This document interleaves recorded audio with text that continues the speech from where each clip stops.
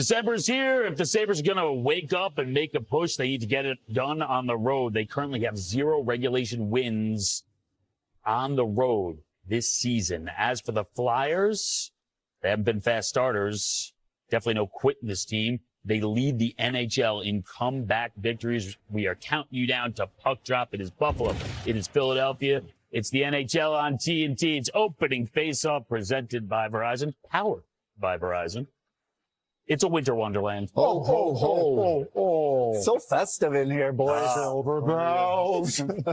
Oh, silver bells. Okay, enough. The songbirds of our generation. Paul Bissonnette is here. Liam McHugh, Anson Carter, Henrik Lundqvist. It's a nice shade of purple you got there, Ace. Ooh, yeah, you guys are looking Thanks for giving me the heads up. Again, great look minds excellent. think The alike. set looks beautiful. Unreal.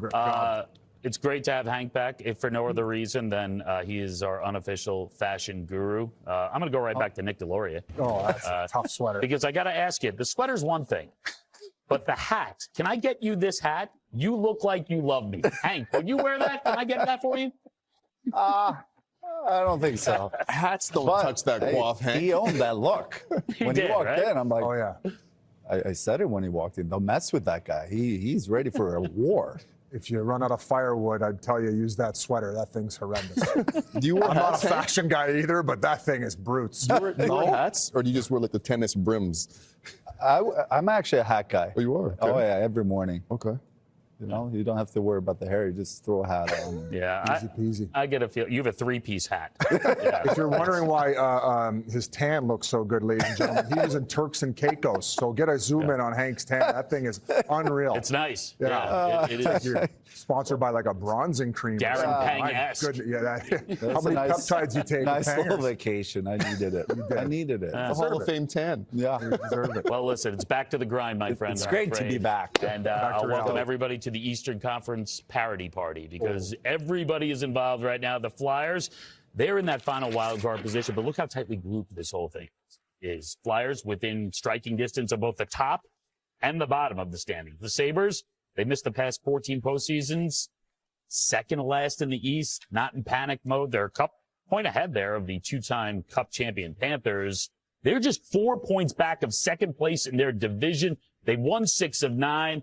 And as we go on the ice, presented by Verizon, I mentioned getting healthier. They got a key piece back. And this is Josh Norris. Remember, injured opening night.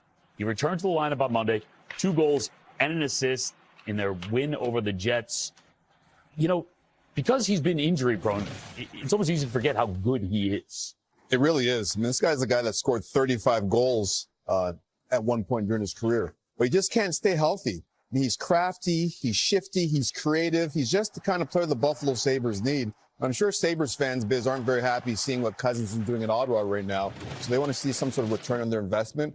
If Josh Norris is healthy, he's that player that definitely makes that team better. Oh, for sure. Great first-line center, great skill set, complements the rest of the team, and obviously a great 1-2 punch with Tage Thompson. So right now this group is fairly healthy, and they have a big opportunity in the next stretch of games before Olympic break to make a little bit of movement here in the East. And it's much needed because there has been a lot of pressure internally in this locker room to get over this hump. Darlene's been there for a very long time among Alex Tuck and the rest of the group. So I like the way that they played against the Jets. They've been trending in the right direction. So let's see what they can bring here against. This is a winnable game for them. They got to take these ones down in the East for sure. As I mentioned, they're the worst road team in the NHL, but you need your best players to be healthy. Josh Norris is healthy. You need your best players to be elite-type players. Yep. Tage Thompson have a chance to be one of these upper echelon, top 15-type players, top 10-type players in the league if he reaches his potential? Absolutely. I think so. The way he can protect the puck, he's such a big man, and he knows how to use it. A lot of it in playing in this league is how well you protect the puck. You can't give it up too easily. And he's so strong on the puck, and the way he can shoot the puck, too, that separates him from a lot of the elite players, I think, in the game. So they're going to need him really. They have to lean on him heavily. And I always think you go into December, really the next 6 weeks is a crucial time of the season. You know, the excitement of a new season is over. Now you're into the grind, you know, and it's leading up to the Olympic breaks. There's so many games where teams just need to find that fire, that excitement for every game where sometimes that's the challenge when you're playing game 30 to 50, and then you start seeing the light in the tunnel. But right now, they need to dig deep. This is an important time for this team. Buffalo, they're going to play a lot of games on the road, too. They've been struggling on the road, so obviously they need to solve that if they want to stay in the race. Can we go back to Tage Thompson for a second? Yeah. Because he's like a unicorn. Guy's 6'7", massive, could shoot, he could skate. We're going to see several examples of what he could do on the ice, the talent that we're talking about. He brings a lot to the table that a lot of players can't bring. And I think stick handling is a big part of this. It's not something you expect from a guy that is as tall as him. Like, no, to be not at in all. a phone booth and be able to, like, I mean, you expect the smaller, quicker players like Bedard to do this. But on the tape, which we're going to roll. There we go, baby. There we go. Grab a stepper. Well, Hank was talking about a shot. Last year, he registered 106 miles per hour, according to NHL Edge, the hardest shot in NHL history. I mean, he can beat you from distance, but you talked about his size there, Lee, but 6'7", you shouldn't be allowed to stick hand on the phone booth like you're Connor Bedard here, fellas.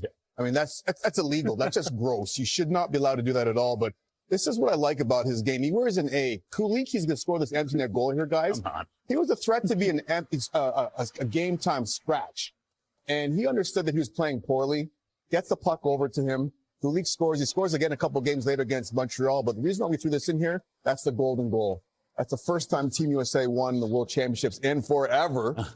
And I'm sure Billy Guerin's at home, general manager for Team USA for Olympics, saying, I want to see how these players play at the international level.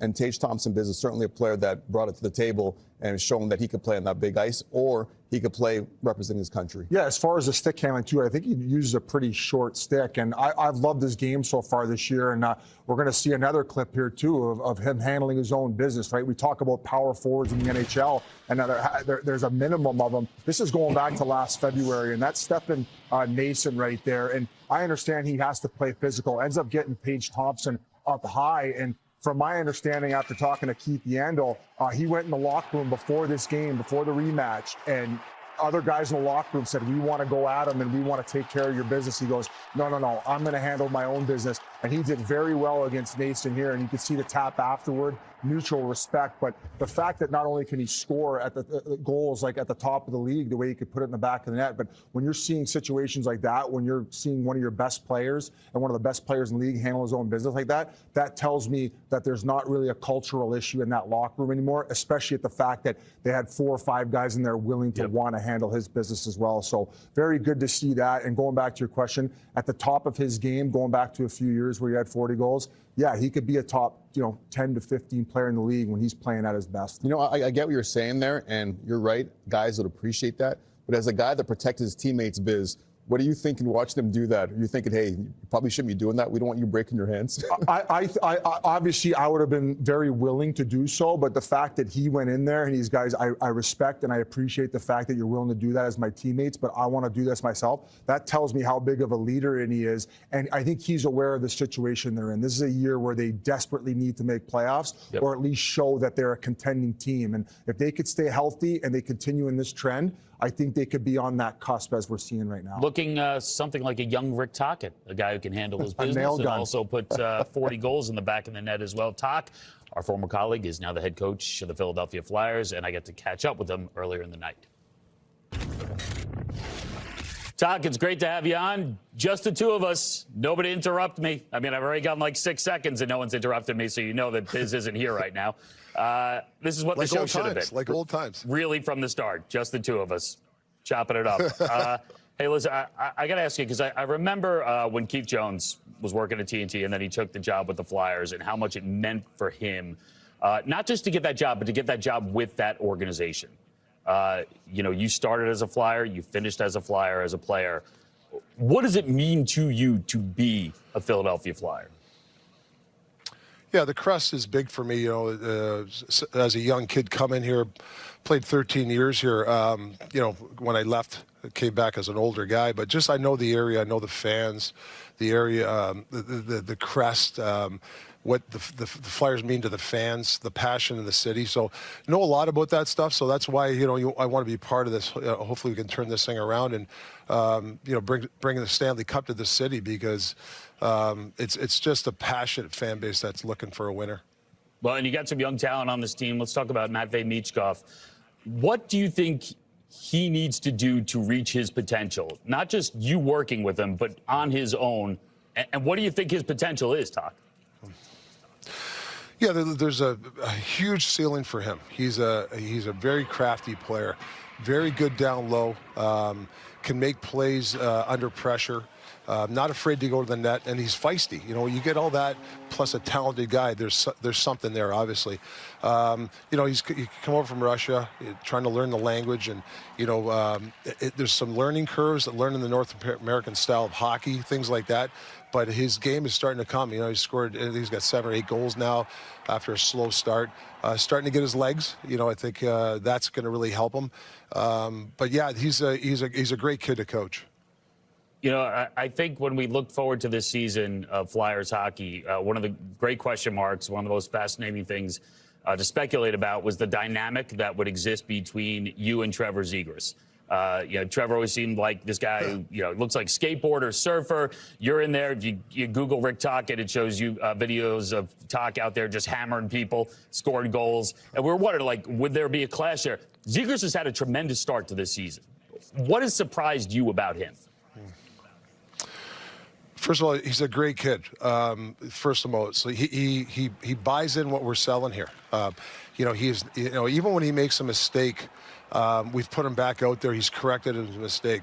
He's had some high event, you know, pressure situations where he's delivered for us. We knew that he had that in him. And he's playing the game assertive. You know, that's when he's at his best. He's moving his feet. He's assertive. You know, he's playing the game really hard for us. And he's always asking questions. You know, he's a student of the game, but he's a guy that takes information. He loves playing here. He's excited, and the players love him in the room. So, yeah, he's just been a pleasure to coach, and he's a lot of fun. You know, he's a lot of fun. And, you know, we have a great relationship. If you're on the bench for Team Canada, though, and you're taking on Team USA, and this thing goes to a shootout, and they don't have Trevor Zegras on that team, how happy are you? Oof. This guy's Mr. Automatic. Imagine having him and Oshie on your same 2 guys on a team. I mean, you might as well just, you know the other teams just they probably pull the goalie because they don't want to go to a shootout because they know they'll lose. That's the psychology of it. This guy, there's been some shootout goals. To me, has been amazing. I know Benner, obviously a great goal with St. Louis. He beat him. We had a penalty shot, and he stopped them, and they had a little bit of stare down, and then Trevor came for the shootout, and he goes, you know, watch this, Talk, watch this, and he went. I think he did this backhand play and went in the net. Really, he just knew he knew what he was going to do, and it was kind of a fun little thing between him and Binnington. That's awesome. It seems unfair half the time out there. I want to ask you, because Biz isn't here, and I want to get the real story here, because I'm going to take you back to the early days of the NHL on TNT. We finish up a show. It's late night. We go back to the hotel. You, Biz, Gretz, you guys. Listen, I go back to the room and, like, you know, I read the Bible and I do some studying, you know, go to bed early. You guys are just out there hanging out, you know, putting a few back. But you get out into the hallway. How close do you and Biz come to chucking nuts and throwing blows at each other? What happened?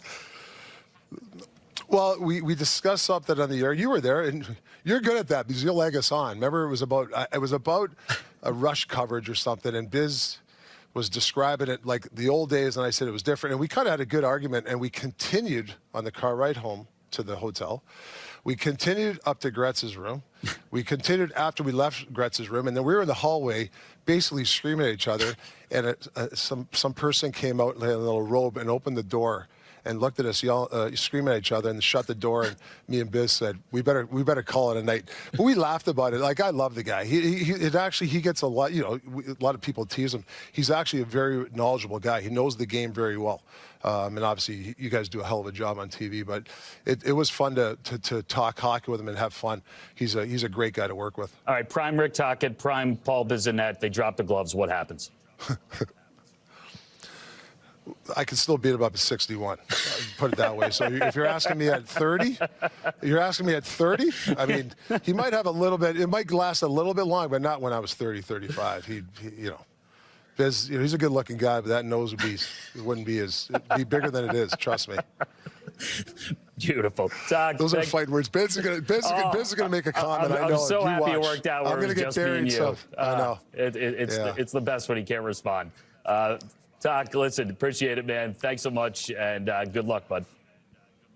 Thanks, buddy. I miss working with you. We had a blast. Same Thanks. here, man. You're still stirring it up, eh, Liam? Oh, yeah. Still stirring it up. You know, he could probably beat me up, but I did win that argument, and that's all I care about. I should have got asked to be on his coaching staff after winning that argument. Oh my gosh. No? I almost spit on my teeth. Yeah.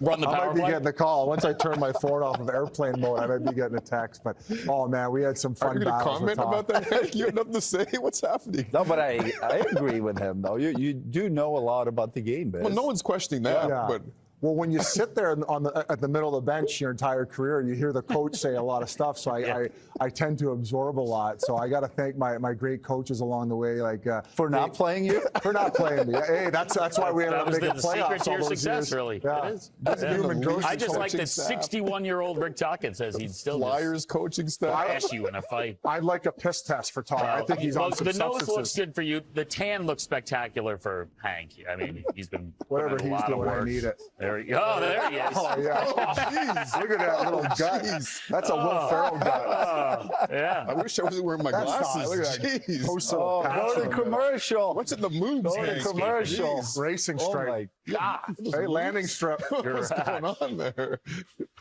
Flavor saver. A few push-ups there. Jeez. Oh, no.